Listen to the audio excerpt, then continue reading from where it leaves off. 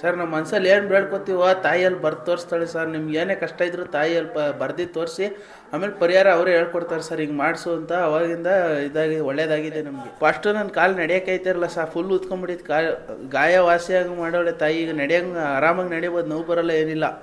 ಇದೇ ನಂದೇ ಸಾಕ್ಷಿ ತಗೊಳ್ಳಿ, ನಂದೇ ಇದನ್ನು ತಗೊಳ್ಳಿ ಎಕ್ಸಾಂಪಲು. ನನ್ನ ಕಾಲು ನಡೆಯೋಕ್ಕಾಯ್ತಾಯಿರಲ್ಲ ನಂಗೆ ಫಸ್ಟು.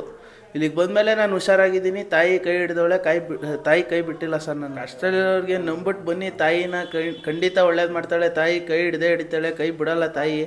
ಖಂಡಿತ ಒಳ್ಳೇದು ಮಾಡ್ತಾಳೆ. ಬರ್ಬೇಕು ಅಷ್ಟೇ ಸರ್ ತಾಯಿ ಸನ್ನಿಧಾನಕ್ಕೆ. ನಂಬಿಕೆ ಇಲ್ದಲೇ ಬಂದರೆ ಏನೂ ಇದಾಗಲ್ಲ ಸರ್. ನಂಬಿಕೆ ಇಟ್ಟು ಬರ್ಬೇಕು ಒಟ್ಟಿನಲ್ಲಿ. ಹಿಂಗೆ ನಮ್ಮವ್ರು ಯಾರೋ ಒಬ್ರು ಬಂದಿದ್ರು, ಅವಾಗ ಅವ್ರಿಗೆಲ್ಲ ಒಳ್ಳೇದಾಗಿತ್ತು ಅಂತ ಇಲ್ಲಿಗೆ ನಮ್ಮನ್ನ ಕರ್ಕೊಬಂದರು. ನಾವು ಬಂದೆಲ್ಲ ಕೇಳಿದ್ದೀವಿ.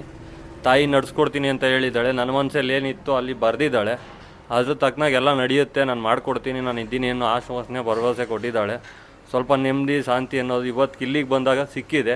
ನಾವು ಮನಸ್ಸಲ್ಲಿ ಬೇಡ್ಕೊಂಡ್ರೆ ಎಲ್ಲ ಅವಳೇ ಹೇಳ್ತಾಳೆ. ನಮ್ಮ ಮನಸ್ಸಲ್ಲಿ ಏನಿತ್ತು, ಏನಕ್ಕೆ ಬಂದಿದ್ದೋ, ನಾವು ಹೇಗಿದ್ದೀವಿ, ಮುಂದೆ ಹೇಗಿರಬೇಕು, ಎಲ್ಲ ಅವಳೇ ಪ್ರಶ್ನೆ ಹಾಕಿ ಅಲ್ಲಿ ಹೇಳ್ತಾಳೆ. ಆ ಪ್ರಶ್ನೆಗೆ ಉತ್ತರನೂ ಅವಳೇ ಕೊಡ್ತಾಳೆ, ಪರಿಹಾರನೂ ಆ ಮನೆ ಕೊಡ್ತಾಳೆ.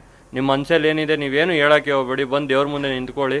ಆ ತಾಯಿ ನಿಮ್ಗೆ ಆಶೀರ್ವಾದ ಮಾಡಿ ಎಲ್ಲ ಅವಳೇ ನಡೆಸ್ಕೊಟ್ಬಿಟ್ಟು ಹೋಗ್ತಾಳೆ. ನೆಮ್ಮದಿ ಸಿಗುತ್ತೆ, ಖುಷಿ ಇರುತ್ತೆ. ನಮ್ಮ ಜೀವನನ ನಾವು ಕಾಪಾಡ್ಕೋಬೇಕು ಅಂದರೆ ಏನಾದ್ರು ಒಂದು ನಂಬಬೇಕು. ಅದನ್ನು ಏನೋ ನಂಬಿ ನಾವು ಹಾಳು ಮಾಡ್ಕೊಳ್ಳೋದಕ್ಕೆ, ಇಲ್ಲ ಜನ ನಾವು ಹಾಳು ಮಾಡ್ಕೊಳ್ಳೋದಕ್ಕೆ ಈ ತಾಯಿ ನಂಬಿದ್ರೆ ಎಲ್ಲ ಒಳ್ಳೇದಾಗುತ್ತೆ ಅಂತ ನನ್ನ ಆಶ್ವಾಸನೆ.